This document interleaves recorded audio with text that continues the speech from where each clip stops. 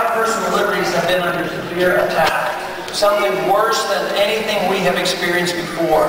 When you think now that our government is not protecting habeas corpus, you have to realize how serious our problems are. We have these military courts now, secret rendition, we participate in torture, we have our CIA carrying people around the world. Even American citizens now have been tried without the right to have an attorney in these federal military courts. So with the Patriot Act, we are moving in the wrong direction, and this was one of the reasons I was a strong no when it came to the Patriot Act.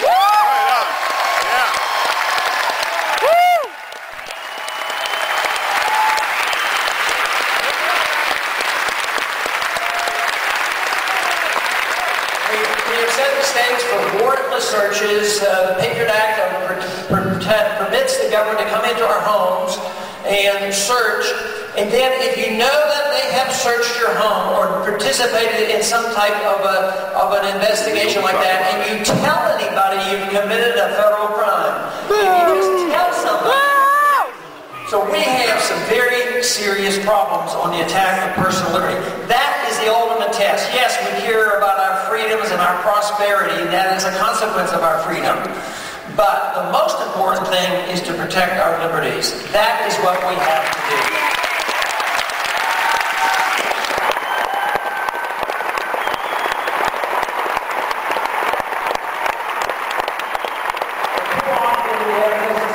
Upside down. The government is supposed to protect our property, but the government confiscates our property with eminent domain. The government controls our property with overtaxation.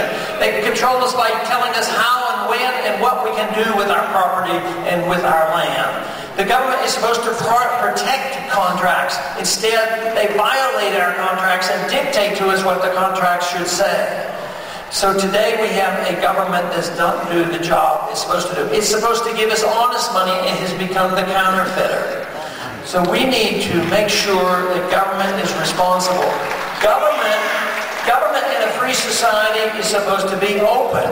Today our government is closed. We can't find out the information. I'm on the banking committee. He's been on the banking committee the whole time I've been in Congress. I can't find out what they do at the Federal Open Market Committee and what monetary policy is. I can't even get them to do an audit to find out if the gold is there. Government is too secret.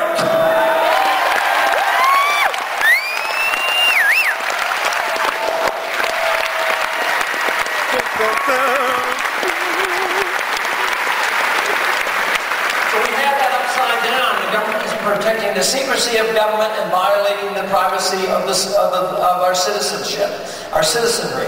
So we have a great task before us, and the question is, what are we going to do, and how much can we do, and how will we do it? Fortunately,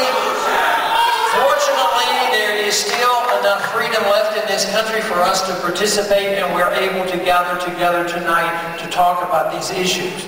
But you know, we're getting dangerously close where I'm not so sure of the fact that our rights are not protected in the courts as they should be. And sometimes we wonder about the legitimacy of some of our elections and whether or not the votes are all being counted.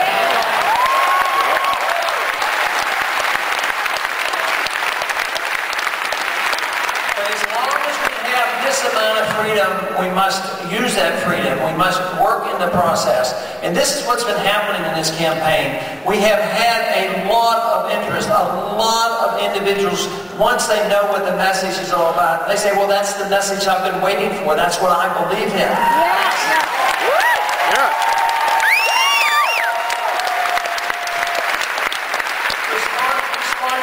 Over this last year, we've had more than 1,500 meetup groups organized. So I would say, let's give 3 cheers to the internet. We